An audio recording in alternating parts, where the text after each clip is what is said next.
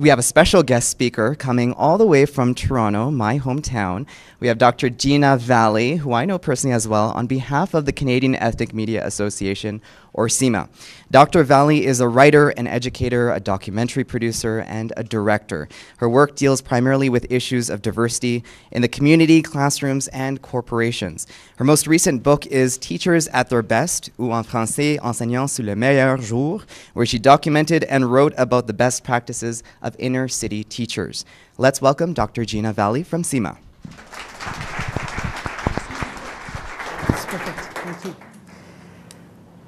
On behalf of the board of the Canadian Ethnic Media Association, thank you to Omni Alberta and the City of Calgary for the opportunity to be with all of you this morning. Thank you. My feeling is that we have a role to play in creating the new mainstream. We always talk about mainstream in an archaic sense, that we're not part of the mainstream. I thought we are, right? So I think it's important for us to reimagine, reconceptualize what Canadian is. That we don't continue to be, marginalized in our own thinking. That we are also part of the new mainstream. When you look at citizenship in a place like Canada, in comparison to other immigrant receiving countries, Canada encourages active citizenship and becoming a citizen of this country in less time than any other country in the world. That's the first point. So it sort of ties in with your idea, when do we become Canadian? We're not doing a bad job if we're looking at what else is out there, although that's not to say that what else is out there is something we should really be comparing with, but that is what we're comparing it with. And also, a sense of belonging takes place in less time for first and second generation Canadians than almost in any other country in the world. So we're on our way. We're not doing a bad job. And when do we become Canadians? I think unless my name was Jane Wales, or instead of Gina Valle, then I think there will always be that question, where are you from? But I live both worlds. I live both worlds. And to have that not be a part of who I am and what I express and how I transmit those values as a Canadian and as an Italian Canadian, then I wouldn't be true to myself as well. I have a comment to make about assimilation and cultural pluralism. A lot of discussion has been going around about assimilation. I just want to make a comment about Canada. And I think when I came here as an immigrant, to me, Canada was the land of a multicultural diaspora, where people came from all over the world, and we contributed to the multicultural fabric of Canada. So when we talk about assimilation, and we seem to pun on the word assimilation, do we want the minority cultures to be one culture and be part of the dominant culture? Or do we want to support cultural pluralism, where people still maintain their cultural identities and they start to integrate and be part of the dominant culture, but not fully part of the dominant culture, but also maintain their multicultural ethics, their values, their diversity diasporas, their cultural traditions, and where they come from. I think that speaks to the true identity of Canada and supports the multicultural identity of who we are, where we come from, what we say, what we do, and how we think. Uma, the simple answer to your concern is that, yes, I think we can be both. That's why there's that hyphen there. And we say Indo-Canadian, Italian-Canadian, Brazilian-Canadian. That hyphen is there for a reason. It's because we are capable of actually speaking our language, speaking our heritage language, participating in activities and with our families and with our communities, and be as mainstream as Canadian can be. I live that reality every day.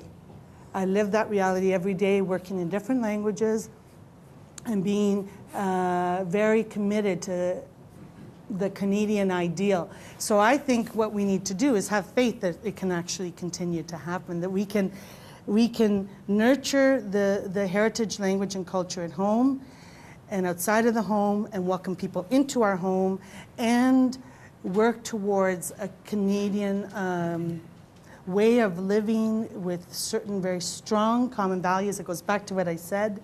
It starts with the Constitution, what those values are, and be vigilant, but also believe that we can, because we have thus far, 40 years after the introduction of the Multiculturalism Act in 1971, so 42 years later, we can do that.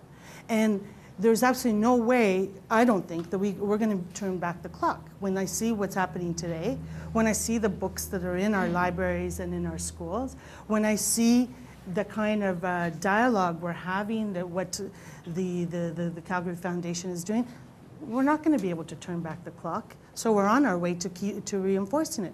But I do often talk about the importance of that hyphen. Because when people say, oh, Gina, where are you from? Or, you know, what languages do you speak? That hyphen is there for a reason. It'll be different for my children, who will be third generation. But that hyphen is there. And we need to maybe be talking a bit more about it, because that is a true identity of what it means to be Canadian, I think. Thank you, Gina. We have time. We have about 5 minutes left, so we'll start with Roman. Yes, thank you. Roman Bertan from World FM Radio. Well, let me give you the opposite side of that coin. Multiculturalism lately has evolved almost into an understanding that if it's multicultural, it must mean visible minorities in this country. I'm coming from the perspective of somebody who's fighting to be recognized as multicultural, because if you look at me, I don't look necessarily multicultural, but I'm very avidly Ukrainian Canadian. And recently I chaired a national committee to commemorate the 120th anniversary of Ukrainian settlement in Canada. We were trying to define how do we talk about what we do, why we're here, what Ukrainian Canadians are. And we came up with 3 definitions, or 3 terms that sort of define us. And I think these 3 terms really should apply to every community that comes to this country. And it should give us some perspective, and that was groundbreakers, trailblazers, nation builders. That's why we're all here. We're not just here for a comfortable lifestyle. We're always contributors to this country. This is a living entity, Canada. It hasn't stopped developing and now come and fit in. We are building, and what we bring changes its fabric every day and every hour. And so I think that's the perspective we need to come at. And especially as ethnic media, we need to participate in mainstream politics. We need to respond to what's going on in Ottawa, to policies, to what's going on in mainstream, you know, in quotation marks, events. If we do that, if we take that stance, I think it'll make a huge difference to how we're perceived. I just wanted to say groundbreakers, trailblazers, and nation builders, I love it. And at 120 years, your community, the Ukrainian community, has had a resurgence when there was new immigration in the 70s and 80s.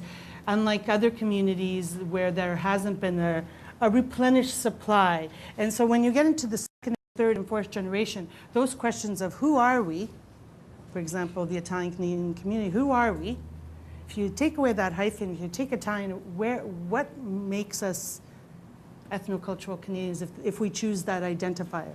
So I just wanted to say that maybe your job at the 120-year mark was made a little bit easier or more manageable just because of the relatively recent arrivals of Ukrainians in the last, well, certainly after post-war, unlike other communities like the Greek Canadian, the Portuguese Canadian, the Italian Canadians.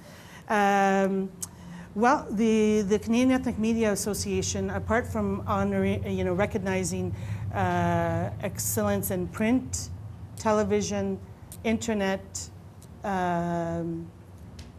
radio, there's the Children's Literature Award, and most recently there's the Innovation Award.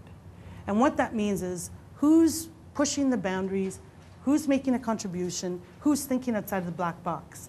And if they're doing that and bringing those perspectives on anything having to do with diversity, then they should be, we should be, the Canadian Ethnic Media Association should be hearing from them with regards to submissions. Because I think what the example you've given about traditional media and recognizing that now it's our turn to do a bit of a dance, to recognize that the Innovation Award would be a perfect opportunity to do that. Thank you, Gina, and thank you to Kerry, to our panelists, and also to all of you who contributed. It's really interesting. So many new ideas are thrown out, and certainly it was a good start.